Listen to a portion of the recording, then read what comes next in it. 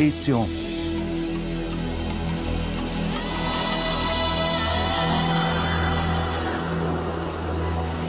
Os transportes. Distribuição Sinapse.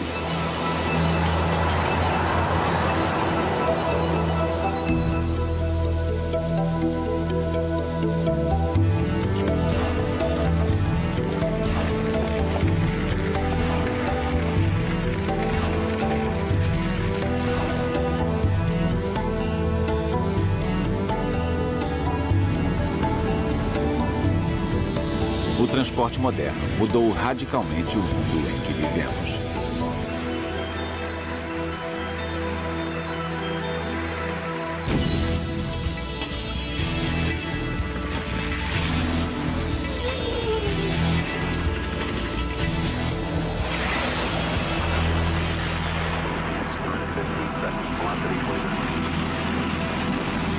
Nós realizamos o sonho de Júlio Verne. Viajamos da Terra até a Lua.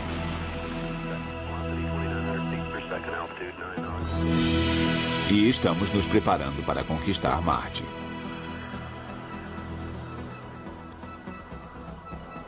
Não pensamos mais em distâncias da mesma forma que nossos ancestrais.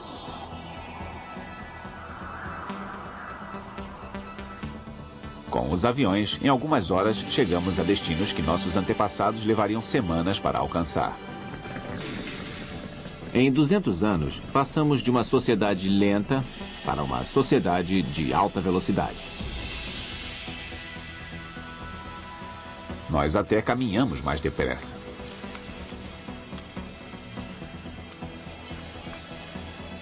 O transporte moderno nos permitiu aumentar o comércio entre as sociedades. Hoje, a maior parte dos bens que consumimos vem de países estrangeiros.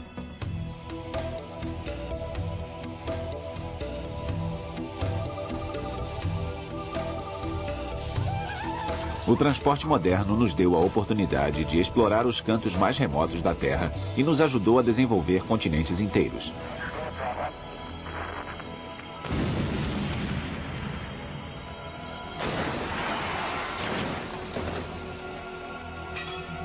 Ir mais rápido, ir além. A revolução nos transportes é um fenômeno recente na história humana. E as chances são de que esteja apenas começando. A pé, a vela ou a vapor.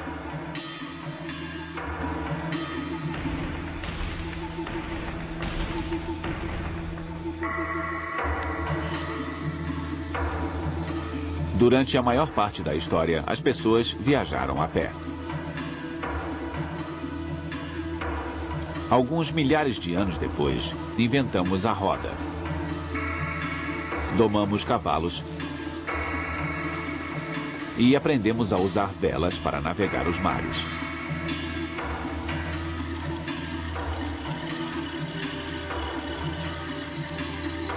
Essas invenções coincidiram com o nascimento das primeiras grandes cidades.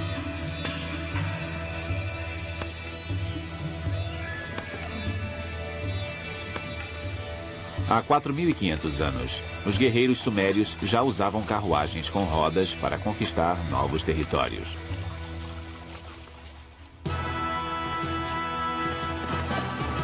O Império Romano construiu a primeira grande rede de estradas. Eram quase 90 mil quilômetros pavimentados com pedras.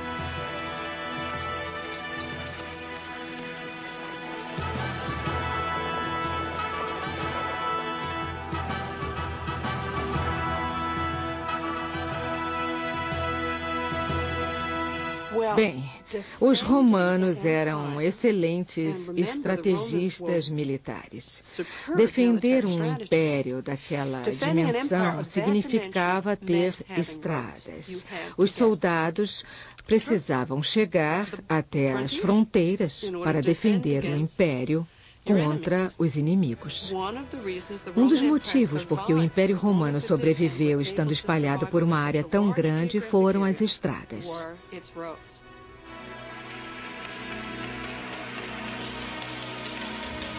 Através dos séculos, vários progressos técnicos possibilitaram que se fosse mais longe, aumentando o comércio e a exploração do mundo.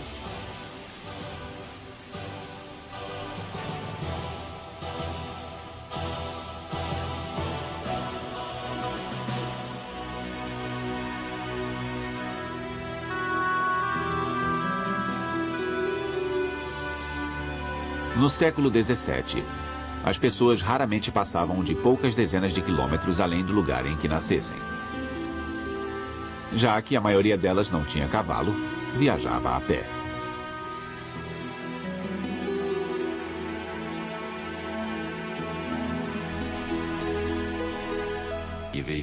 Obviamente havia um grande número de pedestres nas estradas, inclusive pessoas muito famosas. Pense em Molière e em todos os artistas que iam de cidade em cidade para apresentar seus espetáculos. Também havia bandidos, pessoas expulsas de suas vilas, homens que queriam encontrar uma esposa que não fosse prima sua, já que nas vilas os laços de família eram muito estreitos. Era uma multidão bastante variada.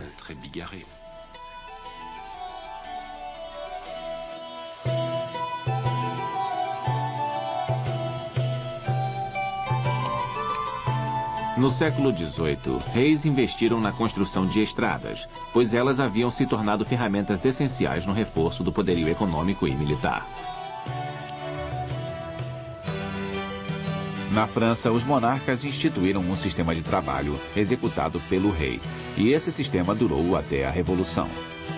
Para a construção de estradas, todos os homens entre 16 e 60 anos que moravam dentro de um raio de 3 léguas da estrada planejada eram convocados para o trabalho.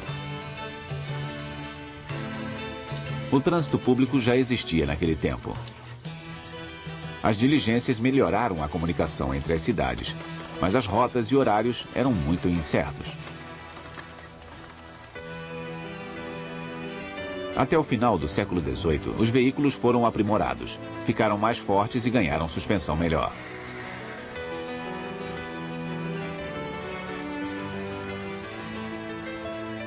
Graças a estalagens, as pessoas podiam trocar os cavalos e percorrer uma distância maior.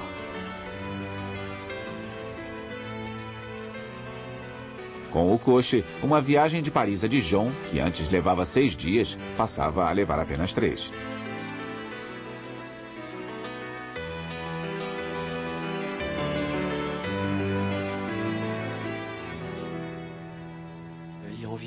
Eles eram puxados por 8 cavalos e tinham de 8 a 10 assentos.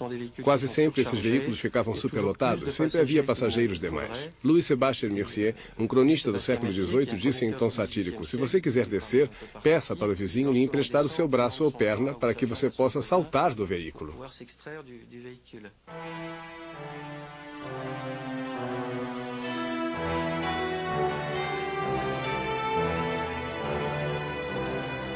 No início do século XIX, as subidas de balões deixavam as pessoas muito animadas. Elas ficavam fascinadas por tudo que simbolizasse progresso. Nessa época, um motor a vapor foi instalado em um pequeno navio mercante que trabalhava no rio Hudson, no estado de Nova York. Ninguém sabia ainda, mas o vapor impulsionaria o transporte a uma nova era.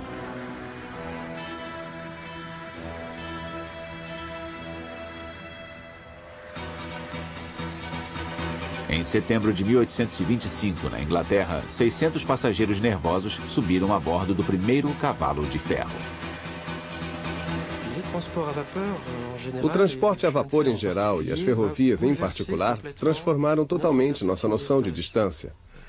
Há séculos, as distâncias eram organizadas ao redor de um ponto de referência onde se vivia. Primeiro era o próprio lar, depois o vizinho mais próximo, o vizinho mais distante e, por fim, a comuna. Tudo isso levava a uma existência muito restrita em um mundo no qual a vida era dominada pela passagem do tempo acompanhada por marcos, como uma determinada árvore ou uma casa. A ferrovia acabou com tudo isso.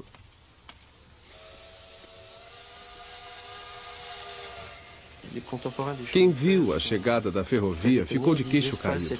Disseram que ela eliminava as distâncias. Os vagões eram desenhados para quem tinha dinheiro. Entre outras coisas, as empresas ofereciam excursões ao litoral.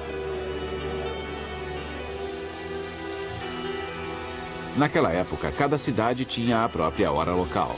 Mas para respeitar os horários do trem, todas tiveram que adotar a hora da ferrovia. Assim, a hora padrão foi instituída.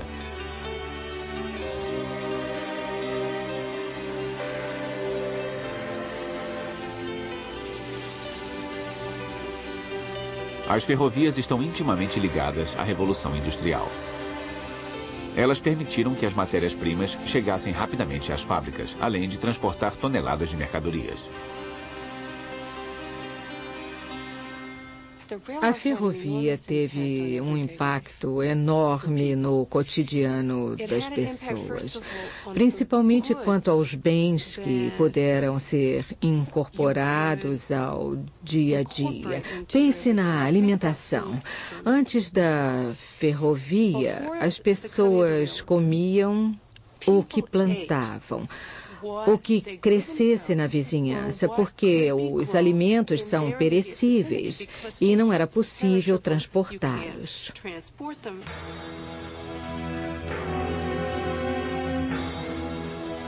Graças à ferrovia, a humanidade alcançou novos avanços técnicos. Perfuramos túneis em montanhas e construímos pontes que nos deram acesso a regiões antes inacessíveis.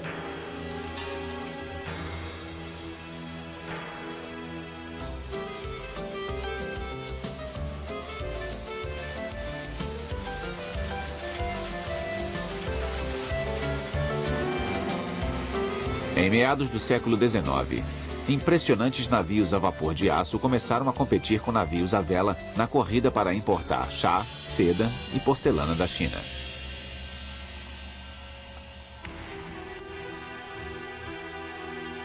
Em um único século, 72 milhões de europeus foram pelo mar até a América ou a Austrália em busca de uma vida melhor.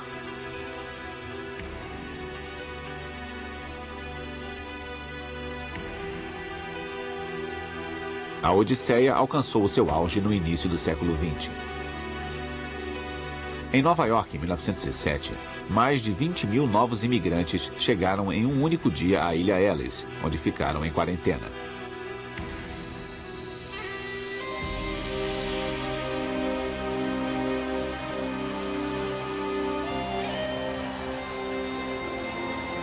Em 10 de abril de 1912, o maior navio já construído partiu de Southampton, Inglaterra, para Nova York, tentando fazer a viagem em tempo recorde.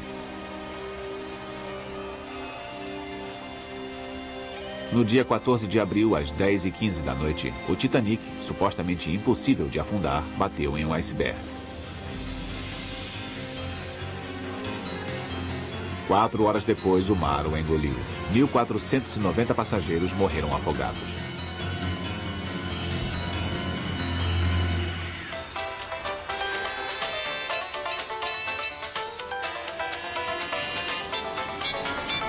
Na virada do século, o tráfego nas cidades começou a mostrar as repercussões dos novos meios de transporte.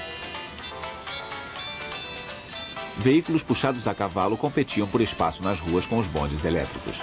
O trânsito era intenso e caótico. No século XIX, as pessoas ficavam desconcertadas ao ver outras correndo para pegar o ônibus e mais tarde o trem. Esta pressa era bastante nova, porque durante séculos as pessoas haviam caminhado de forma tranquila. O objetivo era andar o máximo possível sem se exaurir. Havia algo desagradável e surpreendente nas pessoas sem fôlego. Mesmo assim, as pessoas continuaram a andar por outras décadas. Em 1910, uma delegacia de polícia fez um relatório do tráfego em Paris, reclamando que ainda havia quem atravessasse as ruas sem tirar os olhos do jornal.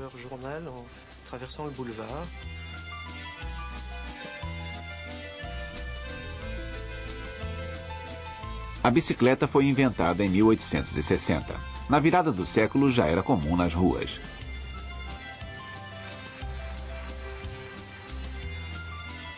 Bem antes do carro, a bicicleta foi o primeiro veículo acessível aos proletários.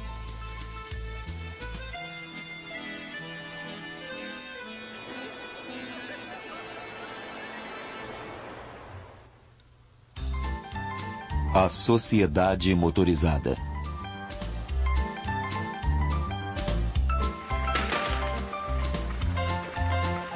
Máquinas feitas para transportar pessoas apareceram nas ruas no meio do século XIX. Eram os primeiros automóveis.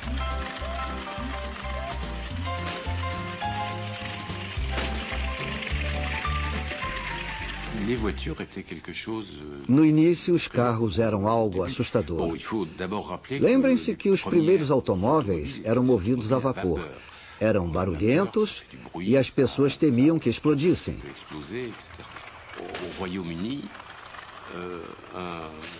No Reino Unido, foi aprovada a Lei da Bandeira Vermelha, que estipulava que, à frente de cada carro, deveria andar uma pessoa a pé, segurando uma bandeira vermelha durante o dia ou uma lanterna à noite. Sem dúvida, os carros não eram usados em todo o seu potencial, porque tinham que andar a baixa velocidade.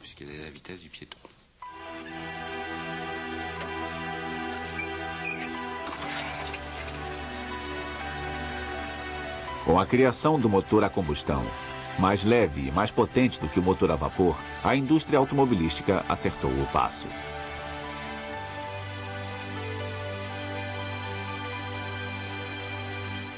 Havia dois grupos de pessoas na primeira onda de carros. Havia os ricos e, para eles, como hoje, era uma novidade. Algo que você e mais ninguém poderia comprar. Havia algo novo e genial que lhe permitia fazer coisas que antes eram inimagináveis. O segundo mercado era o de negócios. Os médicos, por exemplo, estavam entre os primeiros compradores de automóveis que não eram ricos. Por quê? Porque eles atendiam em casa e quanto mais pacientes pudessem visitar em um dia, melhor seria para os pacientes e para a renda deles. O carro servia melhor a este propósito do que a carruagem e o cavalo.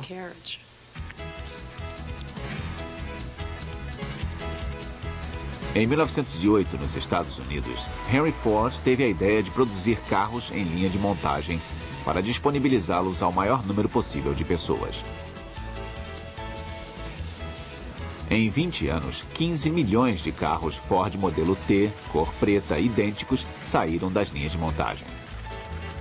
Aos que temiam que essas máquinas assustassem os cavalos nas ruas, Ford respondia que, em pouco tempo, os carros acabariam com os cavalos.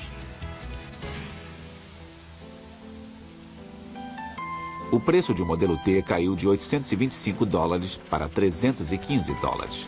A liberdade se tornara acessível e era possível percorrer as ruas à velocidade quase inacreditável de 30 km por hora. As mortes e os ferimentos causados por automóveis foram altos no final da guerra, nos anos 20 e 30, mas não eram muito mais significativos do que os causados pelo tráfego puxado a cavalo e trens. Houve milhares e milhares de mortes relacionadas a automóveis em uma década. Mas não eram muitas, a mais do que o público havia aceitado como o custo do transporte, digamos assim. Os meios de transporte podiam ser perigosos. Os motores a vapor explodiam, os trens descarrilavam, as pontes caíam e barcos explodiam. Portanto, as pessoas se acostumaram à noção de que havia um nível aceitável de ferimentos e mortes causados pelos transportes.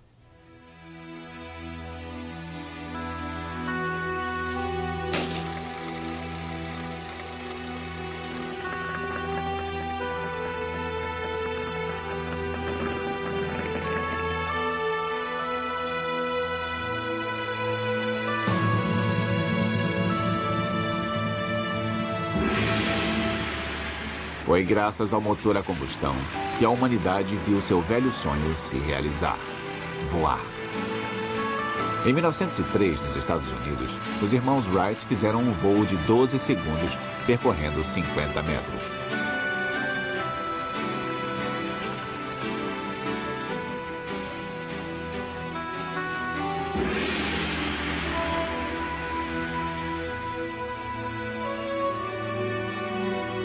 Charles Lindbergh atravessou o Atlântico, indo de Nova York a Paris em 1927.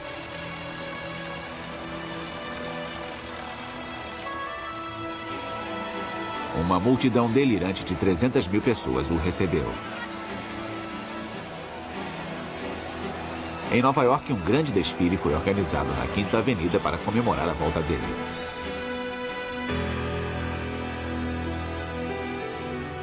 Nos anos 30, ousados pilotos europeus inauguraram os elos postais entre a África e a América. A maioria perdeu a vida fazendo isso.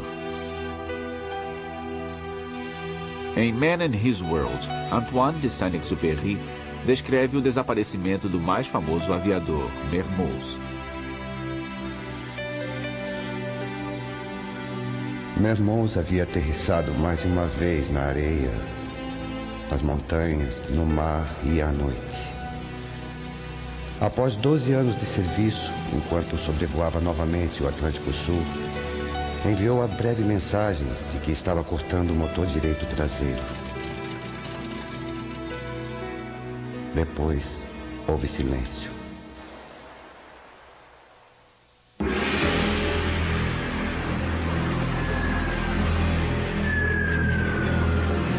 Em 1939, a Europa foi engolida pela Segunda Guerra Mundial. A aviação teria papel decisivo no resultado da guerra. Durante a guerra na Grã-Bretanha e depois nos Estados Unidos, sistemas de radar foram desenvolvidos para guiar o transporte aéreo. Isso foi muito importante, como se pode imaginar. Todos vimos filmes a respeito. É importante na defesa e ataque dos aviões de caça e bombardeiros. Mas se pensar bem, também é muito importante para o transporte público. É importante que o céu esteja seguro e os aviões não se choquem uns contra os outros. Por isso, o desenvolvimento do radar, que foi acelerado pela Segunda Guerra Mundial, foi crucial para o crescimento da aviação comercial depois da guerra.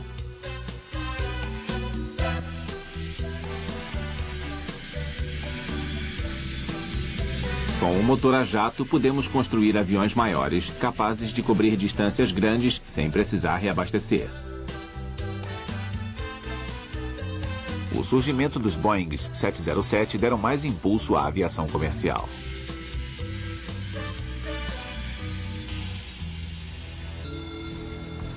Nos anos 50, os navios a vapor não puderam mais competir com as linhas aéreas para o transporte de passageiros. Foi o fim dos dias de glória dos transatlânticos.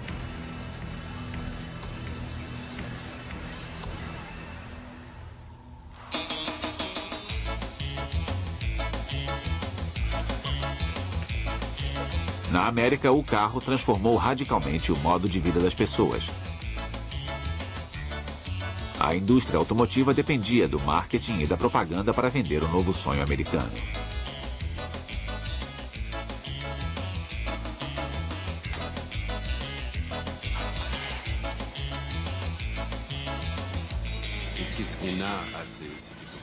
O que vimos nesse período?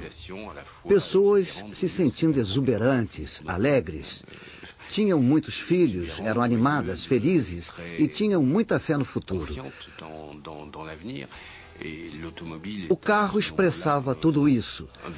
As pessoas se deixavam levar. Era até possível dizer que o carro expunha uma personalidade para o mundo exterior. Isso acabaria gerando carros espetaculares, como os que surgiram nos Estados Unidos nos anos 50.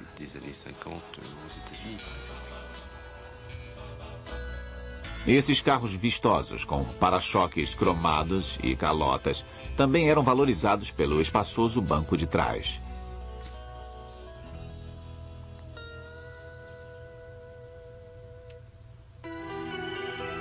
O outro lado da moeda.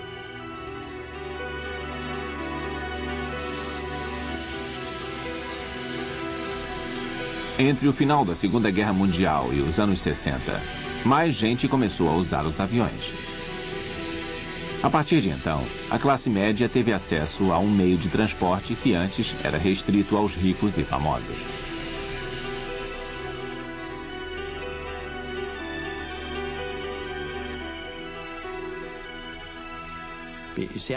Até 1952, só havia uma classe de passagens, a primeira classe. A classe turística chegou em 1952. Depois, em 1958, quando veio a era do jato, com o Comet, o Boeing 707 e o Douglas DC-8, as passagens ficaram até mais baratas com a introdução da classe econômica. Na Europa, todas as linhas aéreas comerciais descobriram meios de operar com mais eficiência, transportando pessoas durante a noite e operando as aeronaves mais intensamente. O preço das passagens caiu muito durante os anos 60. Em 1950, ainda havia apenas a primeira classe. Em 1970, o mundo todo se curvou aos aviões.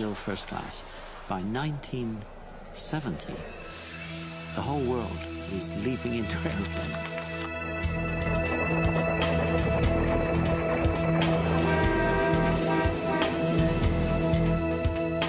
Nos anos 60, as vendas de carros explodiram nos países industrializados.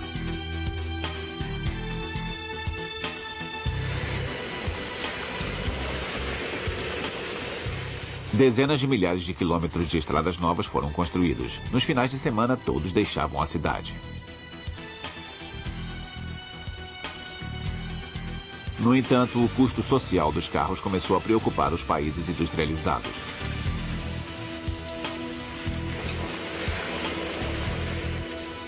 O advogado americano Ralph Nader foi o primeiro a denunciar publicamente os fabricantes que resistiam à ideia de colocar nos carros equipamentos de segurança.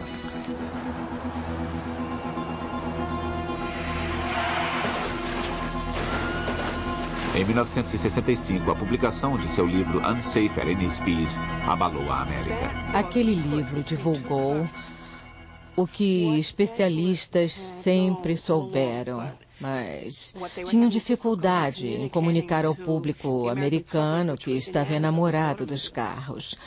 Os automóveis eram menos seguros do que deveriam ser. Havia coisas simples que os fabricantes e o governo poderiam fazer para reduzir o número de mortos e feridos por causa dos automóveis.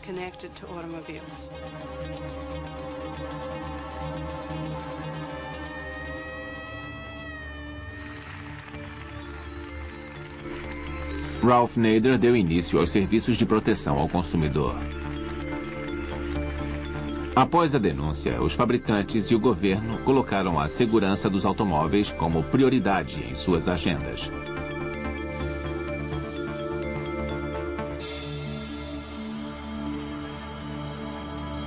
Também descobrimos durante os anos 60 que os carros eram os maiores vilões na criação de smog e grandes colaboradores para a poluição atmosférica.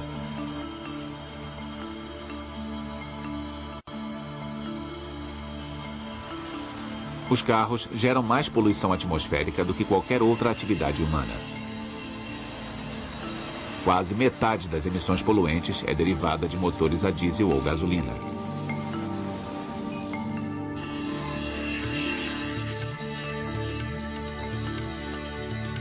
O embargo da Organização dos Países Produtores de Petróleo será lembrado como o golpe mais duro contra os automóveis. Quando veio a crise, em 73, o preço da gasolina foi às alturas.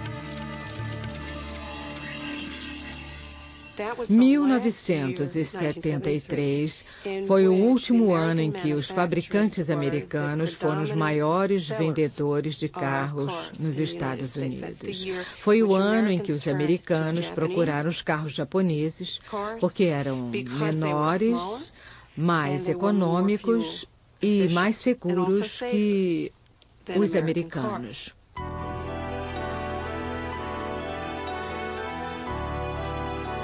Depois da crise, as autoridades aprovaram uma lei para baixar o limite de velocidade e lançaram programas nacionais de economia de energia.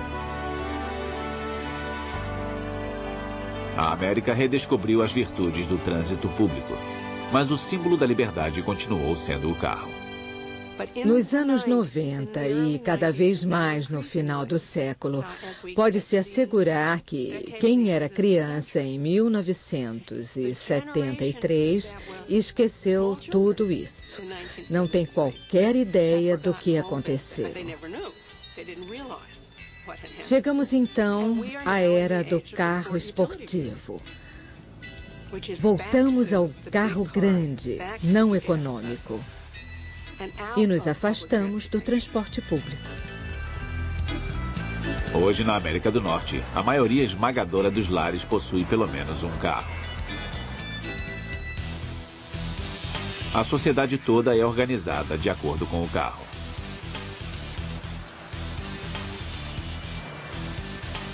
Longe dos grandes centros e áreas de serviços, os moradores dependem exclusivamente dos carros para se locomover. Uma das maiores dificuldades para tirar as pessoas de seus carros é a necessidade delas de usá-los para ir trabalhar. O lugar em que eu moro, pelo zoneamento do governo e o popular, foi separado do local em que eu trabalho. Não há um sistema de transporte público. Eu trabalho muitas horas por dia. Alguns dias eu vou trabalhar às 7 da manhã, outros dias eu vou às 11 da manhã. Nada além do carro resolve o meu problema para ganhar o meu sustento. Nada. Toda a nossa economia e o ambiente construído durante boa parte do século foram estruturados em cima disso. E se tornou um problema de difícil solução.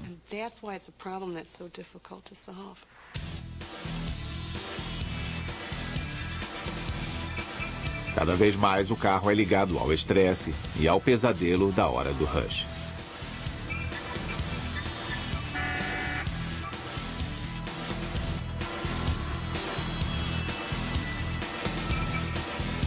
O congestionamento também afeta o transporte aéreo. Mais de 1 bilhão de passageiros viaja de avião todo ano.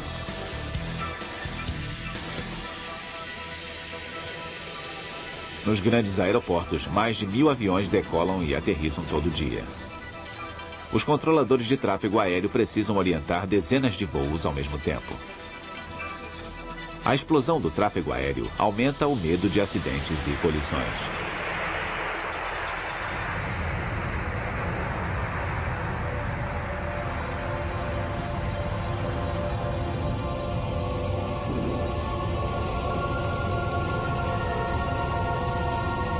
Desastres aéreos são dramáticos, porque matam muitas pessoas de uma só vez.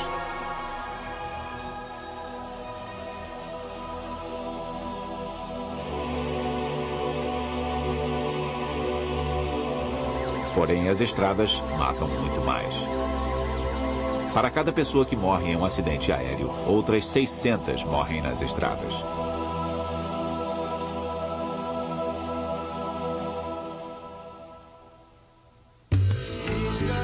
Desafios do mundo todo.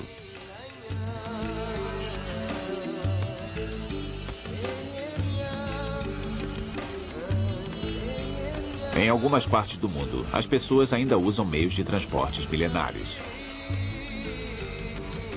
Ainda hoje, a grande maioria da população mundial viaja a pé.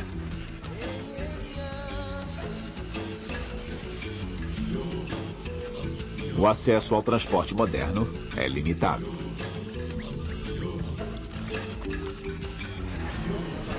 Na África, apenas uma pequena elite tem carro.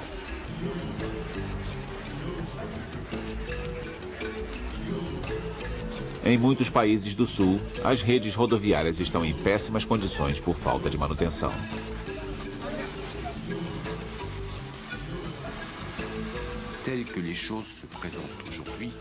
Hoje, dos 600 milhões de carros do mundo, quase 500 milhões estão em países de primeiro mundo e 100 milhões em países em desenvolvimento. Os países em desenvolvimento não são altamente motorizados, mesmo que tenham engarrafamentos consideráveis.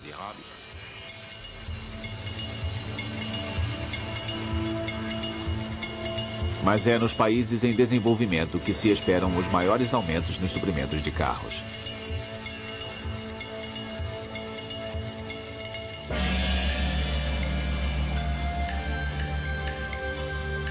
Em décadas recentes, o crescimento econômico de vários países asiáticos levou a uma explosão do transporte motorizado.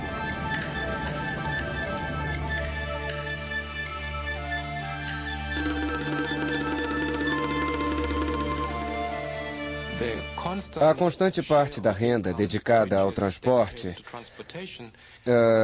se deve ao fato de que quanto mais ricas forem as pessoas, mais elas viajam. É uma relação quase proporcional. Ao mesmo tempo, elas têm um tempo limitado para viajar. Ou seja, quanto mais viajam, mais rápidas precisam ser, para cobrir a distância superior no mesmo período de tempo.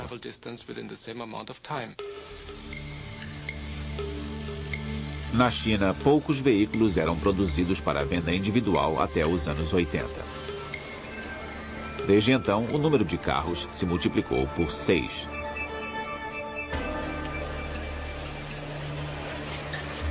A mobilidade aumenta em todo o mundo. Segundo previsões, até o ano 2050, as necessidades de transportes nos países em desenvolvimento serão equivalentes às dos países industrializados hoje.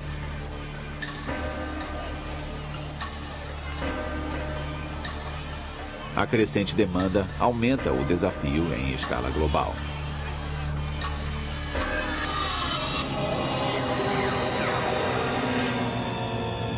O medo de que as reservas mundiais de petróleo acabem levou a uma corrida feroz à exploração de novos depósitos. Muitas plataformas de perfuração foram erguidas para extrair o petróleo sob o mar.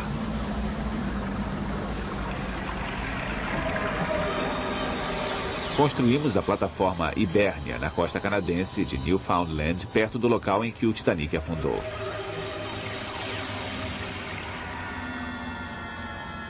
Neste ambiente hostil, a plataforma deve ser capaz de suportar ondas gigantescas e enormes icebergs.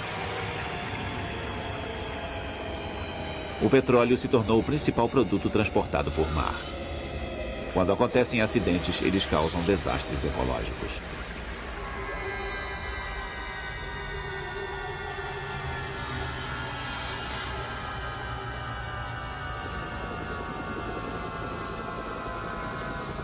Em 1989, o óleo derramado do Exxon Valdez, no Alasca, poluiu 1.700 quilômetros de litoral. O aquecimento global é considerado uma das mais graves ameaças ao meio ambiente. Emissões de gás carbônico geradas pela combustão de gasolina contribuem diretamente para isso. Nossas análises sugerem que as emissões de CO2 derivadas do transporte de passageiros vão aumentar 4 vezes nas próximas 5 décadas, ou seja, até o ano 2050. Muito desse aumento se deve aos automóveis.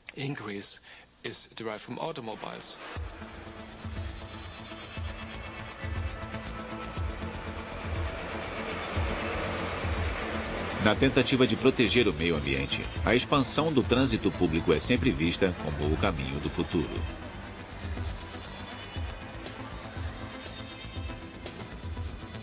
Embora o Japão seja o maior fabricante de carros do mundo, ele investiu pesadamente em transporte ferroviário.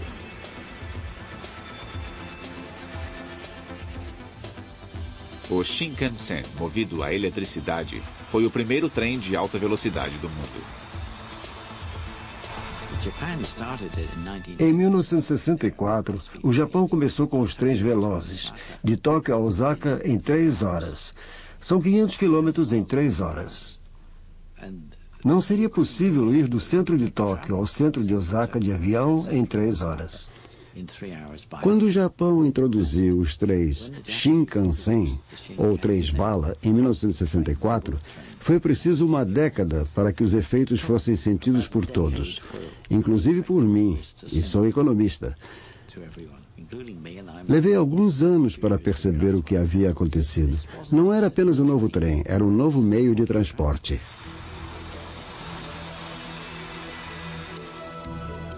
A Europa também apostou nos trens de alta velocidade. Todo ano, o TGV transporta quase 20 milhões de passageiros entre Paris e Lyon.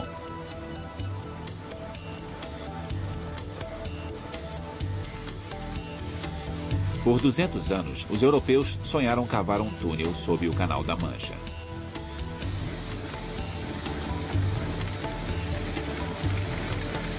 O mais longo túnel submarino do mundo foi inaugurado em 1993. Hoje, ir da França para a Inglaterra só leva 35 minutos.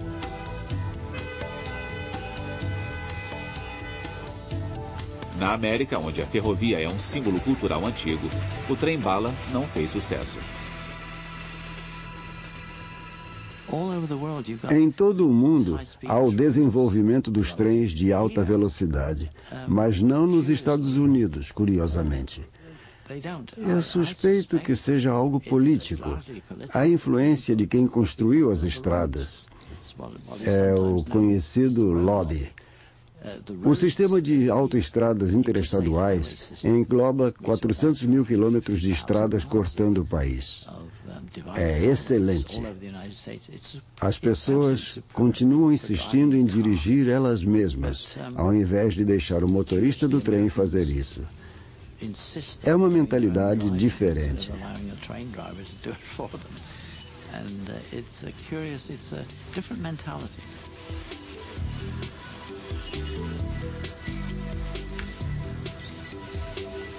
O transporte sempre trouxe desafios tecnológicos. Hoje, o desenvolvimento dos meios de transporte depende cada vez mais das escolhas de cada sociedade.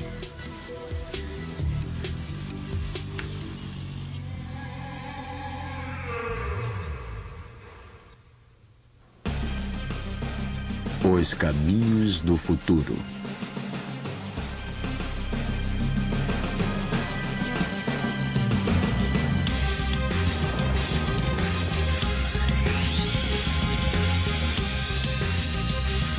Carros que pairam em colchões de ar.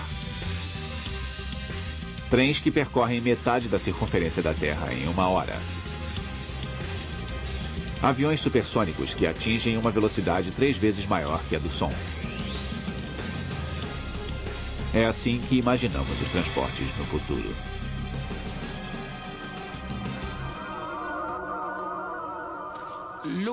Olhando o passado, o grande aumento da mobilidade só poderia ser possível com a introdução de meios cada vez mais rápidos de transporte.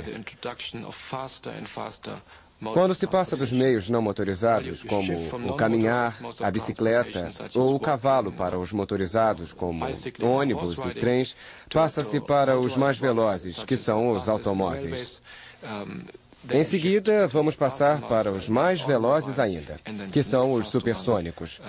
No futuro, há muitas possibilidades para aumentar a velocidade, como, por exemplo, o transporte hipersônico.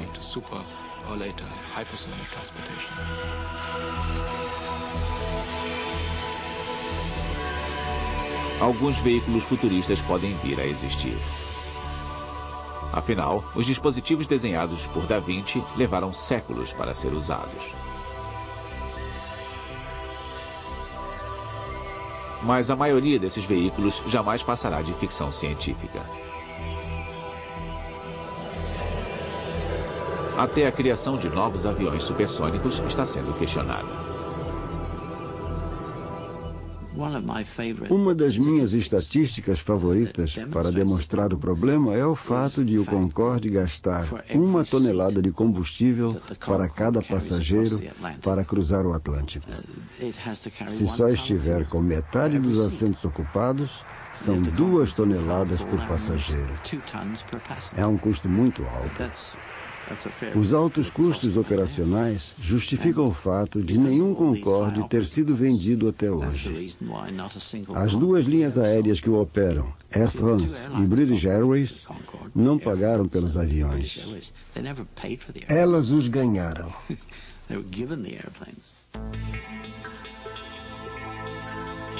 Na era da realidade virtual, podemos imaginar um mundo em que os seres humanos não precisem mais se locomover?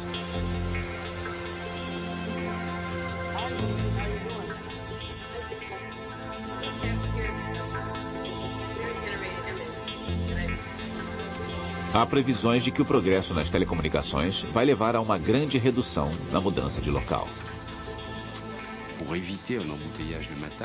Para evitar a hora do rush matinal, poderíamos ficar em casa e trabalhar no nosso laptop durante 1 hora. Isso é perfeitamente possível, mas as previsões do tipo em 10 anos estaremos trabalhando em casa jamais se tornaram realidade. Os 10 anos nunca chegam. Não se pode ter uma teleconferência com telas de televisão com uma pessoa em Tóquio, outra em Nova Delhi e outra em Joanesburgo, e no final da conferência dizer: muito obrigado, foi um prazer falar com vocês. Mas se você fizer uma conferência com os participantes presentes durante o jantar, terá o aspecto social. Acho que nada vai substituir a necessidade básica humana de estar com as pessoas enquanto conversa com elas.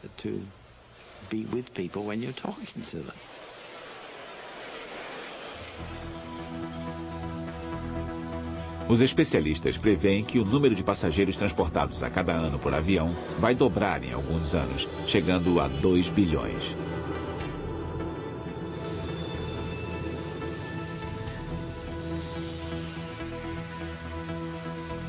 As frotas comerciais do mundo triplicaram sua capacidade em 30 anos. Os cargueiros têm até 3 vezes o tamanho de transatlânticos.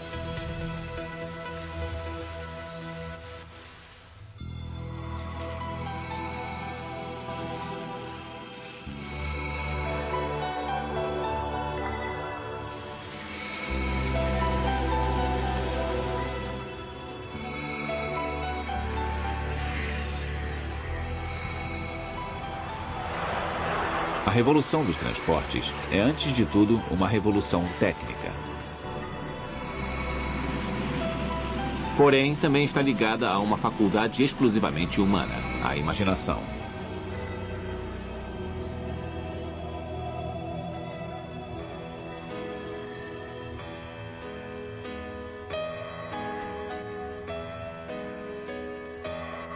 Tornamos alguns sonhos realidade, mas não todos.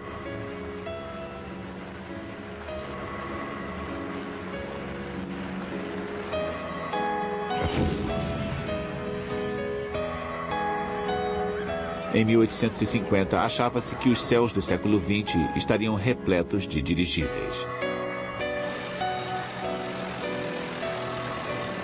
Nós sonhamos com a velocidade e a conquistamos.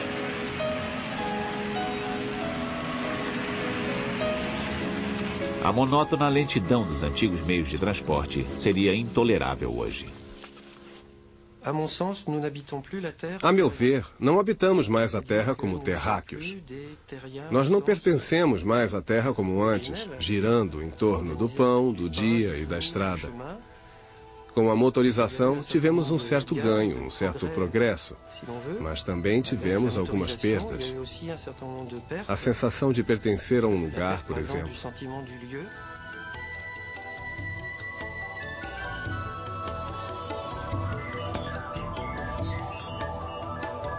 Sem dúvida, os seres humanos continuarão criando dispositivos mais eficientes que nos permitam viajar cada vez mais rápido e mais além.